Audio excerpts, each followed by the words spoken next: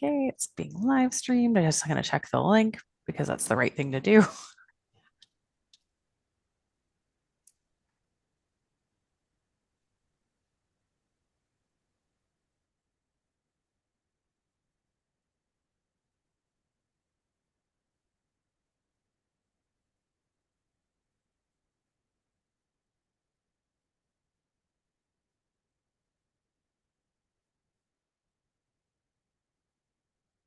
Okay, I'm just happy to report that we are live streaming now. I was going to say that I'm not sure, would anybody like to chair this meeting, Brenna? Yeah, we want to get into further discussion about like the 50/50 or how to arrange that, correct? I think that was something that we were talking about in the last meeting. And then some aspects about just getting feedback. I think we got some feedback. Excellent. So if it's okay with everybody, I'll start with a brief land acknowledgement. Is that okay? Great. So I acknowledge with respect that we are in Robinson Huron Treaty Territory, that the land on which we are gathered is the traditional territory of the Anishinaabe and known as Boateng. Boateng is the home of Garden River First Nation, Batchewana First Nation, and the historic Sault Ste. Marie Métis Council. Um, I don't think at this point there's any declaration of pecuniary interest. Um, but basically, I guess, can I call for the adoption of the agenda for September 17th? Is that all right? Um, Moved by Miranda, seconded by Rebecca. Thank you. Awesome. Okay. And business arising. The Arts and Culture Assistance Program guidelines review. So like you were saying, Brenna, we were speaking briefly at the last Cultural Vitality Committee meeting about changing the format in terms of how we recommending to council that we move from essentially a 70-30 process to a 50-50 for dispersal of funds for each intake, so 50% at each. And so we'll leave it there and you can move forward now. Sorry about that. No, perfect. Thank you. Yeah, I think that was one of the main things that we were establishing along with the relationship between that 50/50 and how we were to distribute the funds. If we were to do one intake with the full funds at one time, if we were to do two different intakes at 50/50, if we were to stick with what we have at like two intakes at like 70/30. But those also, as the conversation went on, I believe that part of how we were distributing the funds or how we were deciding that threshold really, it all kind of weighs in together. So we're looking for feedback not only about the 50/50, but I think the more we talk about how the structure of the granting program. So whether we're able to decide set amounts going in, a threshold of a top 8, or, you know, 8 is just throwing that out there as a number, but the top in each category, or how we decide a threshold going forward. Are we able to just say, okay, this is how many small individual grants, this is how many nonprofit grants that we're going to give out. There's going to be 5 of 5,000, 8 of 2,000, whatever it is. Or are we going to measure that based on the matrix like we have been doing in the past? And depending on how we evaluate and distribute those funds, then that kind of leaves us, as we backtrack, then we figure out how we want that 50/50. Is it just one intake? So I think the first thing we need to really tackle is that threshold, and how we feel about the granting program, and knowing that if you were to apply, knowing that you could only potentially get $2,000. I know Miranda had pointed out previously that it's kind of like a win-lose situation as opposed to what we have right now, which might give us a little bit more flexibility. However, we have the option of stacking, and it might give us a little bit more flexibility given that we only have so many funds to give out. So we're just looking to get some feedback on, I guess, the structure of how we allot the money, because right now it's basically the percentage of the score relative to the percentage of the ask, I think. And then we try and redistribute from there. However, that hasn't it's been something we've been tweaking on a regular basis. So any feedback with that is really beneficial. Thank you. That was really well said. Thank you for that. Um, I think I'm not even sure. This is such a large program, if I'm being honest. I know that we all know that, but I feel like there's so much within the guidelines. My biggest concern would just be when we move forward, not essentially committing or recommending to council in any way. I don't think that we're talking about that here today, but I would want to make sure that we're not committing specific funding, a certain dollar amount to specific areas. We can have an idea, I think, like again, a guideline essentially of where we'd like. Generally, we put 25% in over here versus like the nothing information that we have right now about that particular thing. Like I think that's okay as a standard to have that conversation with applicants and to have that information available, but I don't want to see that made official because if for some reason we don't get a large festival or event to come in and to apply for those funds, we won't be able to disperse them. So as long as so I don't like I don't mind divvying it out and saying generally this is what the committee likes to do, but I don't want to see that recommended to council and made official because that will help nobody ultimately. That's Right. like my To biggest get more problem. funding. I say beyond that, sorry, I'm talking right over you. Stop. Yeah, no, that's fine. I kind of talked over you. Sorry. Uh, I think it also plays into if we get increased funding, then it's not a set number and you kind of get the flexibility that if something comes in or something like that, or if on next year there is more funding, then you do it based on a percentage per category. For sure. I've got some information that might help shape this conversation a little bit. So yeah, so just looking at so at the last meeting, at the last Cultural Vitality Committee meeting, Sean had asked me to send out a survey to applicants. I sent it out, admittedly on Friday, I think it was, with a short timeline. I sent it out to 61 people. We have 12 responses, but I'll keep it open and continue to manage those pieces. I can share some of the feedback that we've received from that. But additionally, I think that's something else to take into consideration here. So actually, if it's, I'll share my screen as soon as I figure out where it is. There it is.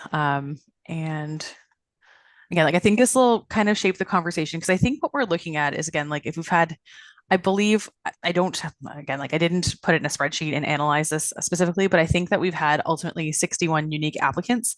And I didn't double tag people from the same organization or where I thought they might have moved and what have you. But I think there was ultimately one email address that gave me a bounce back and doesn't exist anymore. So with that in mind, so we know we're working essentially with a community of 60 different applicant groups at this point in time. And I guess I'll use this one. Please let me know if you're seeing a SurveyMonkey, some data analysis here. It's not super beautiful by any means, but I want to keep it open. So again, like I've asked some basic questions just to make sure we were scanning appropriately. We were getting the right responses essentially from the applicants that we were seeking. So have you ever been an applicant or part of a group or organization that has applied for the arts and culture program funding support? And the answer here is 100% yes, which is good news. And moving down, if you in your group were successful or if you or the group or organization that you're part of has applied for ACAP funding, were you successful in your request? And ultimately, were you granted funds? And so the answers here are yes, and I've only applied once and I've received funds. So that's 40%, 46% of the respondents. No, I've only applied once and have not received funds. So about 30% of people have responded. People tend to know, which is great. The answer here is my group has applied multiple times and received funding only once. My group has applied and has never received ACAP funds. My group has applied multiple times and has sometimes received ACAP funds. And again, my group has applied multiple times and has always received ACAP funding. Sorry about that mishmash there. So again, like, so good news is, I mean, with the respondents so far, um, again, like we have a vast majority or mass number of people who have received ACAP funding based on our current model. Um, so the question that John had asked me to put out specifically was what has worked well within the existing application process. We've got some answers. Some of them are great, and some of them, of course, we will need to take into consideration as we move forward. Um, so some of the answers here, the access to the assistance from arts and culture personnel for first-time applicants answers questions thoroughly and follow through. That's lovely to hear. So again, citing communication was good. The process was clear and brief for the amount we requested. Everything worked well for us. It was pretty straightforward. It's simpler and more straightforward. Support from the oh, that's me. Sorry.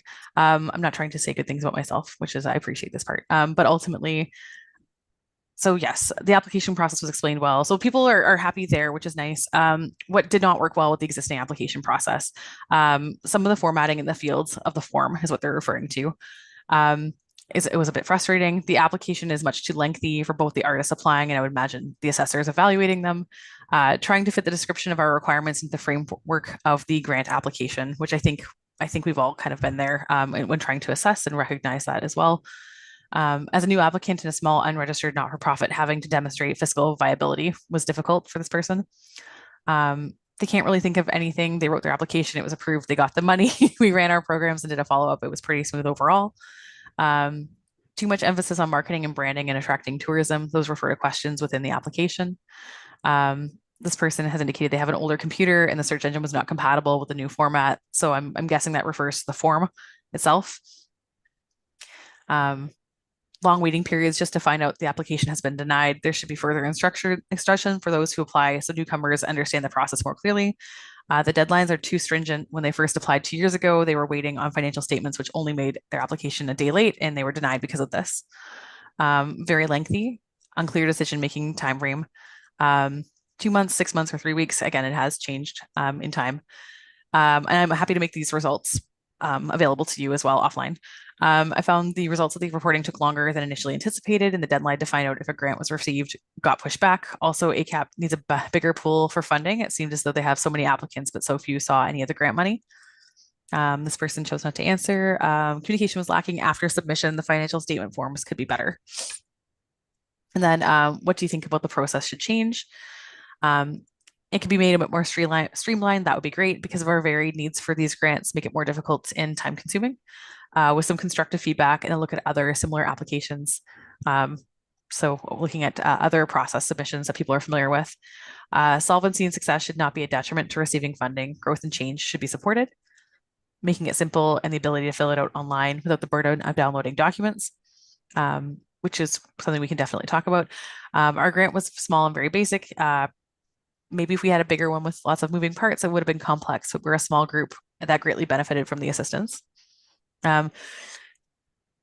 So this person indicates that we should make the program about helping the artists in the community through experiencing creative and artistic practice and concepts and not about commerce, selling tickets, social media presence, or attracting tourists. Community first should be the focus.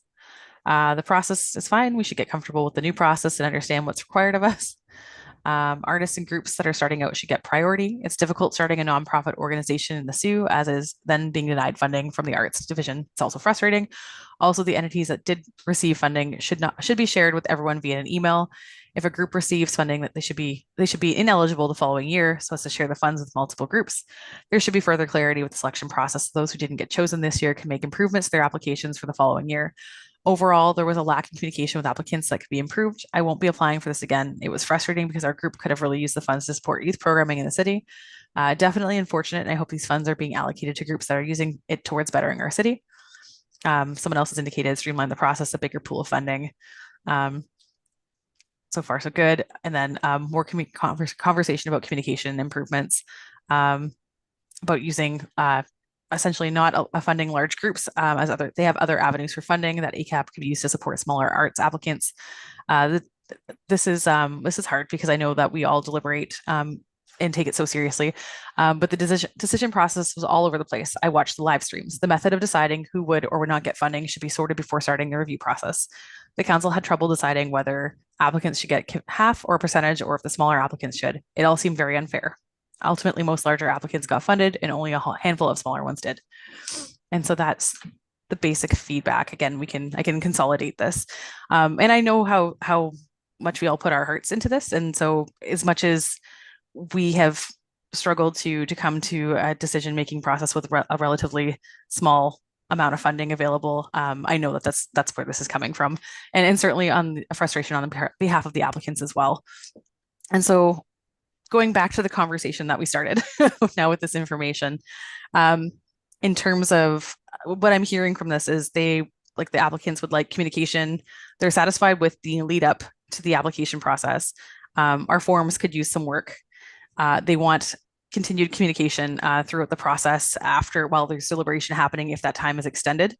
And ultimately, it would be nice if we could put something on paper. Again, like talking about that threshold before we begin the deliberation process, which is what we're here to talk about. So that's good news that we are relatively in tune with what our constituents are asking for. Going back to Brenna, sorry to put you on the spot. If you'd like to pick up now from there. That's really great information. It validates how I think we all feel about some of our pain points in this process, and how it has been difficult and frustrating. I think that we're all aware of the elements that are clearly could seem unfair or things to applicants. So it's nice to get the feedback to validate that that's how they do feel, because it has been difficult to make, it's doing the best that we can. But I think we can all relate that those are things that, as an applicant, you want to know how this is going to get decided. You want to know how things are going to work out. You want to have some understanding of how to grow from a process. And if it's just too competitive to the point where we're not able to fund really great applications, then it becomes difficult to give feedback. And I think that's where we're at too, is that some of these applications that haven't been funded really isn't too much for them to do to improve their applications. It's simply the fact that we don't have the funding for them. And to just tell them to keep going, keep going, keep going until something else can work, it's difficult. So you want the procedure to be a learning experience. You want things to be merit-based and come through, and we want to reward people who have really great applications. I do think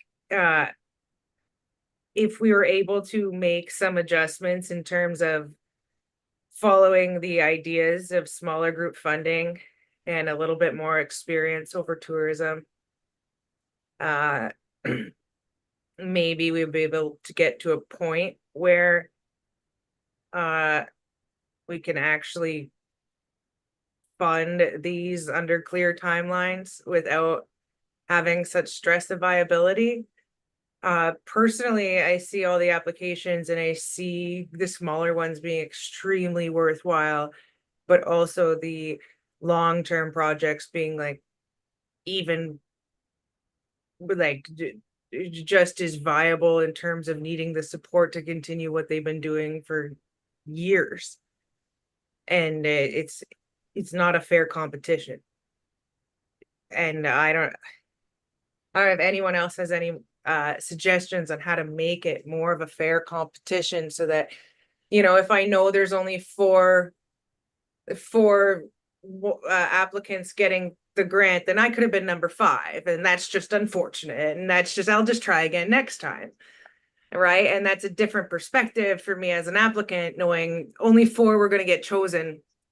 I could have been number 5, I could have been awesome, but I just didn't make the cut, as opposed to on a regular basis trying to adjust and adapt and not really being able to have a really good explanation as to why or how. I'm looking for any other feedback is great. Oh, Donna has a question or would like to say something.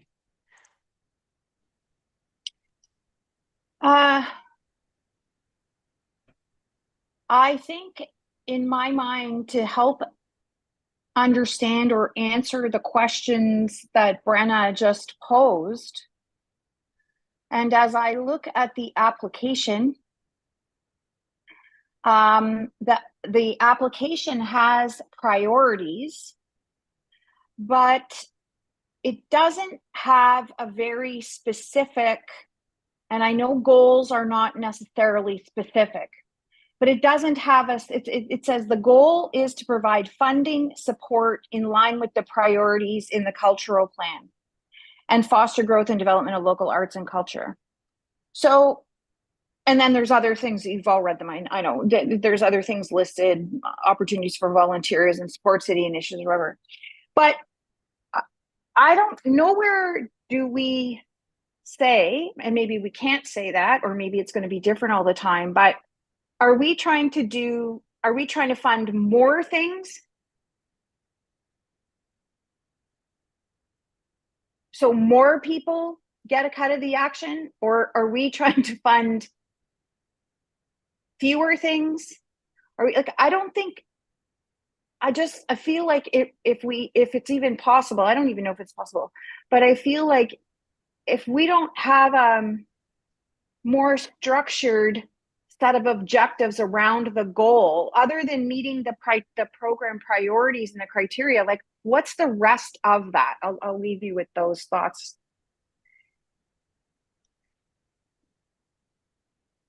Well, thank you, Donna. I hear you, and I am definitely understanding. I think that's where we're spread a little too thin, in my opinion. Larry? Yeah, I just like to follow on. I agree with Donna. And I'm wondering if we should narrow what we fund. Operating funds, for example. By operating funds, I don't mean the cost of putting on a one-day event. I don't consider that an operating fund, but operating funds to keep going for a year. And we can even explain it. We can say we'd like to provide operating funds, but we don't have enough money. The other thing is there's a situation in the community right now that is alarming. The theater workshop was going to put on a production of the Barber, the Sondheim, Sweetie Todd. yeah, Sweeney Todd. And the lady they cast, Kara Olenek, passed away tragically. The whole thing has been canceled. And because of that, the theater workshop may be in danger of dying. They paid their apparently they paid their royalties, and they will not be refunded, and they can't go on and do the rest of the show. I guess where I'm going is maybe we should keep a little aside and just as an emergency pot, just in case we want to help. I think it'd be terrible if we lost the theater workshop over this. Where do they go? So, we're a very immature, I think, a very immature granting organization.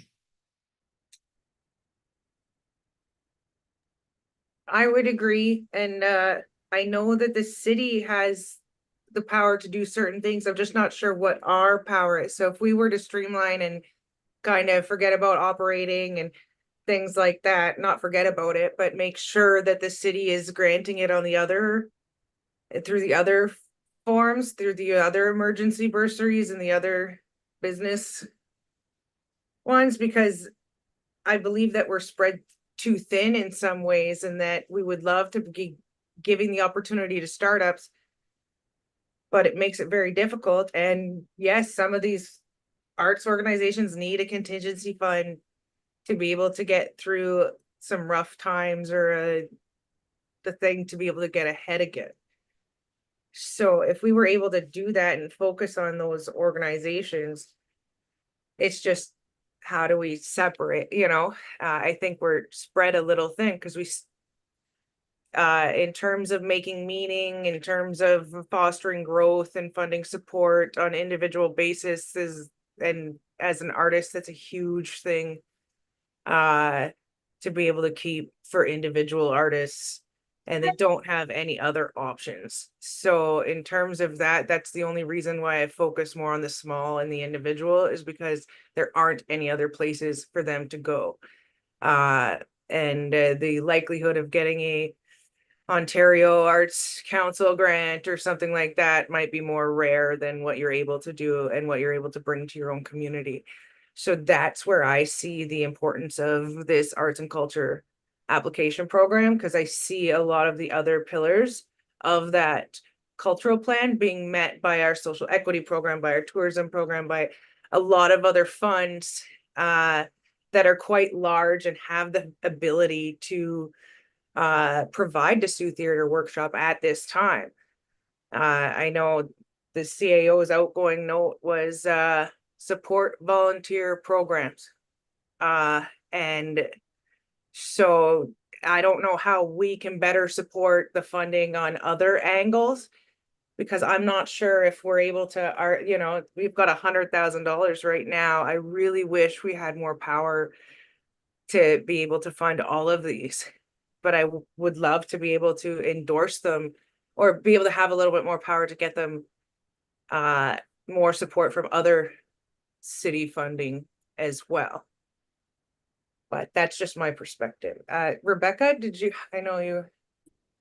Well, I know Miranda has her hand up, so feel free. I can wait, Rebecca. Oh, sorry, I didn't see the hands because I had my bar up and I saw Rebecca earlier, but. Well, I just had a quick comment. It just that what I've encountered in this process is the nature of art is so subjective. It's impossible to operationalize, in my opinion, what good art is to an entire community, what that would mean. So that's difficult to impossible to operationalize that. That's really something I've struggled with. So down this question of more versus less, number of applications versus more, I struggled with the scope differences, the difference between a gigantic project that could potentially have 5,000 audience members versus a potential project that had 50. How could we make that determination as a group which one should be funded in a technical way? Is that even possible to do that from an art standpoint?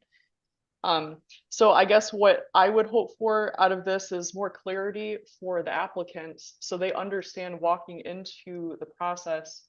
Is this something that is an efficient use of my time as an artist? What can I expect? What are the potential outcomes?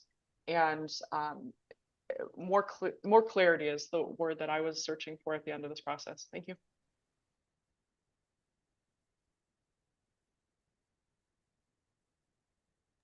Thank you, Rebecca. Miranda? So there are two things. First is that I think Larry's point about having a separate pot for emergency funding, particularly in this economic climate, is a really sound one. I feel like it is beyond the current scope and mandate of what we are doing to establish an emergency fund with the granting pot that we have. But it is something I don't think we'd be able to do that without shifting our mandate significantly. But it's something that should be considered for later. And it's something that should have its own application or appeal process that is a really simplified process so that organizations can reach out in urgent situations like this one and access that emergency funding. So I'm glad, Larry, that you brought that up. Thanks for raising that. The other point is about another kind of threshold that we haven't set as a committee, but I've seen it implemented in adjudication processes with other funders at the provincial and national level that I've worked with, and that is not funding projects under a certain threshold of their ask. So for example, not funding anything below 70% of what they ask to ensure that the funding that they receive could still be used viably to support their project. And putting in that second threshold, not just the threshold of we're only going to fund organizations that land above a certain percentage, but also we're only going to fund up to where we can with a 70% threshold of the ask or something like that, could help to make sure that our money is spread as far as it can go while still being viably utilized. Thank you. Okay, so awesome. If I understand this correctly, the threshold going into the decisions would be if we can fund at least 70% of the project, then they would fall within the threshold. However, if we were unable to fund at least 70% of their project, then it would not be a viable project. So the first score, or the first threshold, is based on the scores received by the applicants. Right. And we might say that's a threshold that we're currently setting. So we might say that we will consider for funding applicants that receive, 10 points or more in the adjudication scale. Everybody else will put in a queue and come back to if there's additional funding. That's a threshold that we currently set. But it's been a little bit different every time. I'm using 10 out of 15 as an example. Yeah.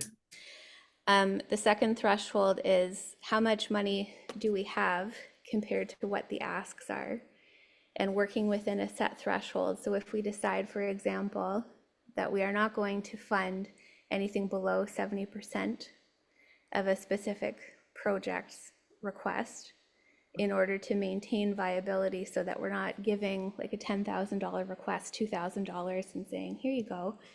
Yes, it's help, but is it actually going to be viable? Is it actually going to be usable? So does that make sense, Brenna? Okay. Yes, thank you. Alicia? Is that something that we can just add to the application form when we're like, is this as simple as adding that within to say, essentially, like, if you don't meet the full funding of your threshold, essentially, can you operate with 50% or less, or however we want to word it, essentially, can you operate with 70% or less? I don't want to give people the impression that because they say yes, they're consenting to it, but also we also need to know essentially what's going to happen if full funding isn't approved. But In like, that case, I would say if there is a question added, and I know I'm jumping ahead of Larry, apologies, Larry.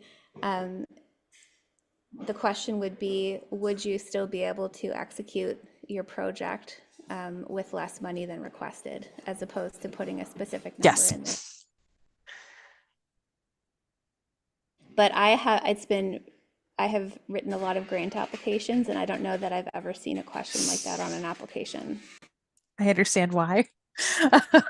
That's the thing, though. Ultimately, by putting it there, we are asking applicants to consent to being underfunded in some capacity below their initial ask, which.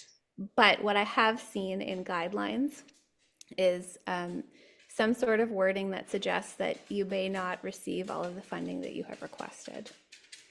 And I can, after the meeting / through the week, I can go through some of the guidelines where I've seen that and provide you with specific examples, if that would be helpful, Allie.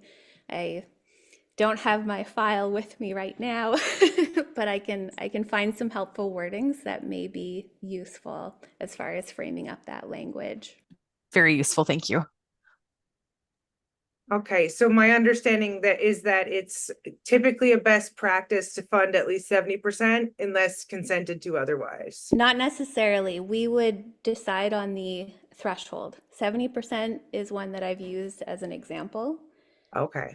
Yeah, so we would decide on the threshold of, we're not going to go below this percentage of the overall ask. I see. Okay, thank you, Miranda. Larry? What was I forget, but what was the greatest amount that we gave away, that we gave to an application in this last round? You know what? I think, did we just go with $5,000 as the max? Let me double check. I think the max was 5, but I think the spring, like the last one we did, the max was 5, but before that, I think it was 20. What about the first round? What was the max? I want to say it was somewhere around 18,000, and I think it may have gone to Fringe in particular, but I'll double check. Another way we could handle this is to advise applicants that we generally will not award more than $7,500 or $10,000. Don't foreclose it entirely, but say, generally will, because it manages the expectations on both sides. So that may be one way to do it. Just another little observation. We've got to be careful here. Being a member of this committee is not a lot of fun. Okay? I'm just saying, for those who may be out there listening. If you want to have committee members, we can't make it too hard, because you read till your eyeballs are rolling on the ground, and the rules are complicated because there's so many abstractions, and we've got to, and I'm sure that though the applicants feel much the same way. You fill it to the best of your ability and throw it in and hope you get it. But So I'm just pulling up the finance summary from both of those, the last round. So the last round, the most recent, the maximum was $5,000. Went to two different groups. And then with the lowest amount being 1,432, again, reminding ourselves that, oh my goodness, that the number that we were working with was 26,100 for that. And then I was going to say in the first round, rather the early intake for 2024, it went to the largest amount went to Fringe North International, 17,422, the Algoma Conservatory Music for 15,779. And then I think we dropped down to Friends of Ermatinger National Historic Site, 7,600. And then again, like a cascade beyond there, as we funded, I think, a larger portion of individual artist applications in smaller groups.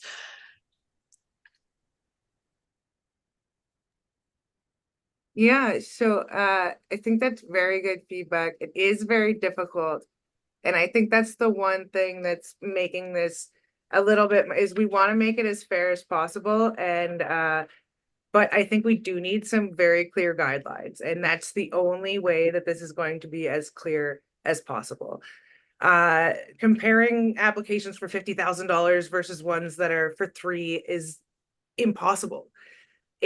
And to look at those all and make the decision on an as per application basis is unfair to the applicants in a lot of ways, because they don't know what to expect and they don't know what we're putting out there. I would say any application that can apply for funding outside of ACAP should. I would say any tourism, any major festival, anything that any non-profit, not-for-profit that has tourism streams and other applications through the city of Sault Ste. Marie should be going there. And I would say that if we minimize and streamline the scope of our project to projects that actually probably only have reasonable asks of around $10,000, then we can actually fund projects up to 70,000 or 70% of what they're asking for. Contribute to projects that have been contributing for a long time that might not be as massive as some other ones, and still be able to get some startup goings. But at this time, it's becoming very difficult for ACAP to accommodate, some of the major applications like Fringe and things like that when there are other streams for the city. So I would say that there would be the best way for us to be able to streamline this process and make it easier for us to focus on the outcomes of this specific grant would be to eliminate any applications that have other streams through the city for tourism, festivals, anything like that, not for profits, and ensure that the city does grant those applications by ensuring that they're receiving them. Because this fund should stay around $100,000 to $200,000 and maintain its smaller function, in my opinion. But that's just, so that's where I see if the guidelines are very clear and the outcomes are very clear, then the process becomes very clear for everyone. And that's where the ease of access comes in, as opposed to this trying to manage our, how to make it fair. But that's just my perspective and a little bit of my feedback. I apologize. Miranda, I think you were first. Miranda. Thank you. So I think putting maximum caps on what can be applied for is also a really important step. That is very common among other major funders and smaller funders, that this program will support a maximum request of up to $5,000 or up to $8,000 or something like that. I also think that a good place to begin with this stabilization, with this transparency, and with this communication, from my perspective, is equalizing the 50-50. So we know that we have this much money to be able to give out at this deadline, and this is what you can expect that way. And if we put some of these other measures in place, like caps and being more transparent about things like not getting full funding and the adjudication process, then that will probably go a long way to making things more transparent and accessible for applicants, but also making things more transparent and accessible and user-friendly for us as the adjudication committee. Thank you. Thanks for that, Miranda. I agree. Larry? Just one small point I forgot in my last time I spoke. With respect to maintaining an emergency fund, am I understanding we would probably have to get council approval as part of the policy, but I can't see that being unattractive to them. And where would the money come from? Well, one way to start it is when we get to the end of a round of applications, we may have $3,000, $4,000, $5,000, $6,000, $7,000, maybe $10,000, $6,000, $7,000 left over. We could put that, whatever's left, just the dribs and drabs after each application, put it aside, and that makes our emergency fund.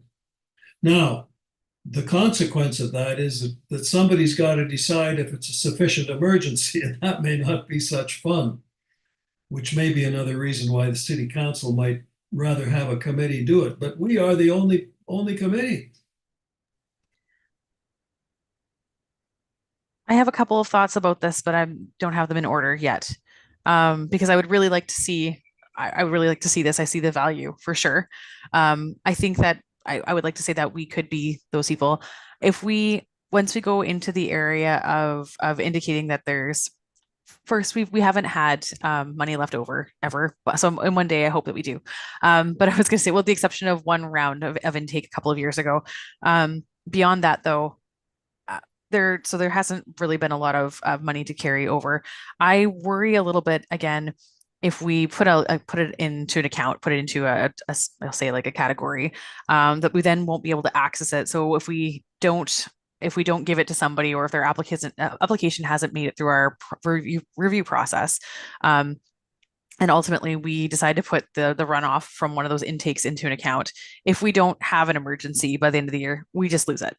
I can see that happening as well, if not stipulated. And this will absolutely have to go to council for review, as much of the conversation that we're talking about is changing the guidelines and how we operate the program, and not just about how we review the process and what we're talking about here.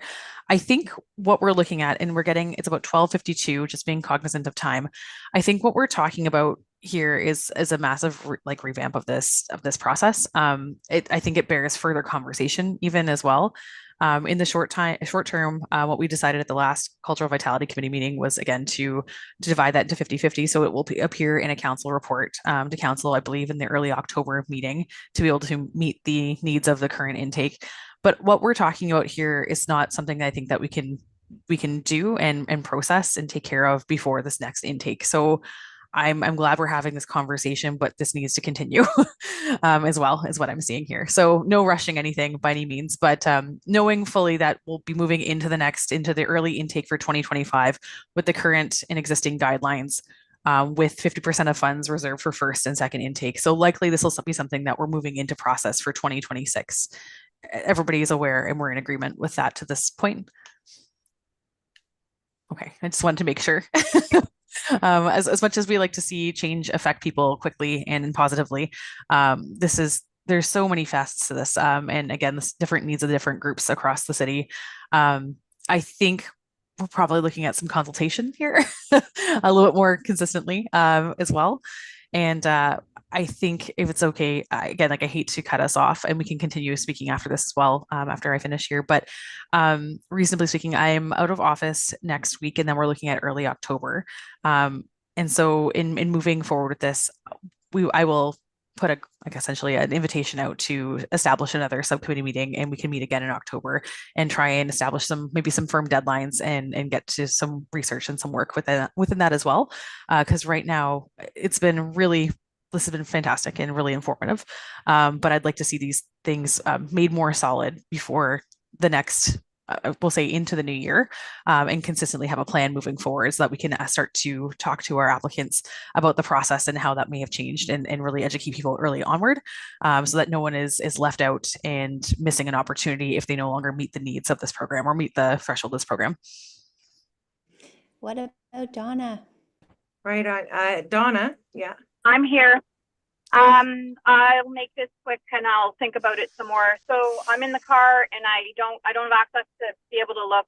If I'm not mistaken though, whatever funds, 50, 30, whatever amount it is, in terms of percentage that are available at each intake, there's no allocation of any of those funds specifically to operational versus project versus special event versus anything else, correct? That's correct. Okay. So, personally, I think that, and a couple of you already alluded to it, personally, I think that might be something we might want to think more about. I mean, there's a big difference between organizations that could very much benefit from operational funding that have, that year after year after year after year deliver quality programming and services to the residents of Sault Ste. Marie. And I believe very strongly, very, very, very strongly that the city of Sault Ste. Marie, from its tax dollars that it collects from our residents,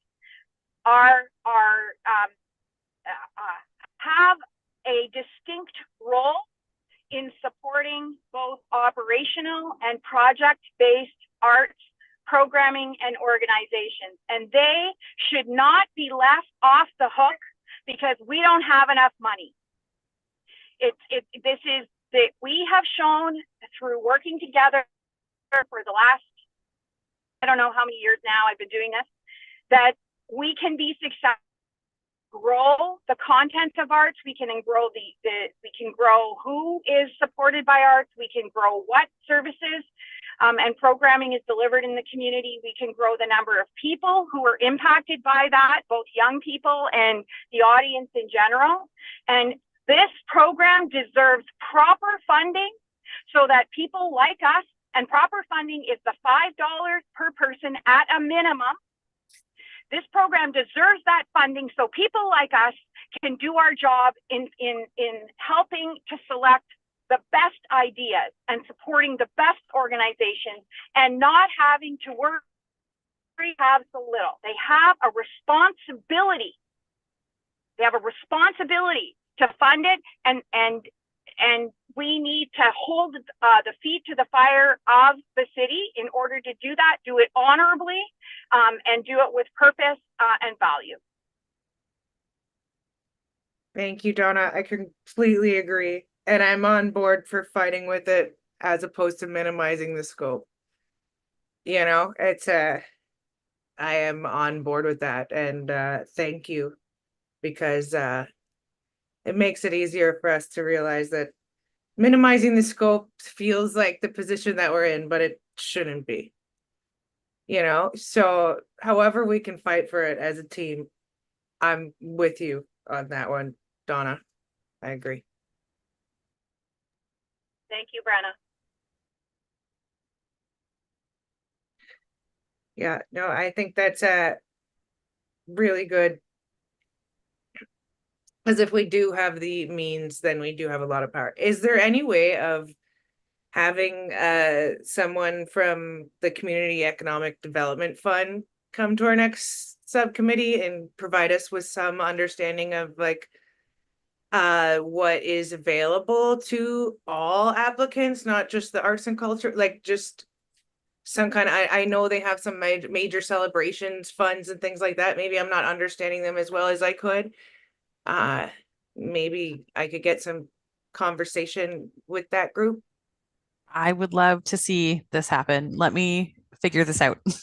Leave this piece with me, and we'll try and figure out some meeting dates moving forward.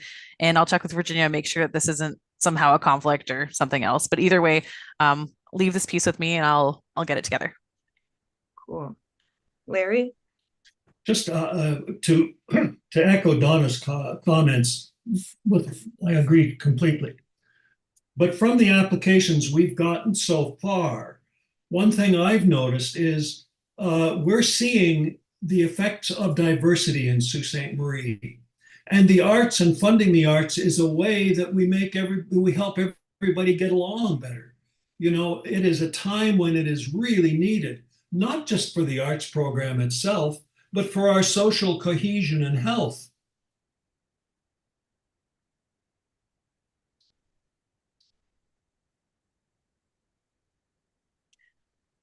Yeah, if we can grow, then that's a solution too. Fantastic. I like where these conversations are headed.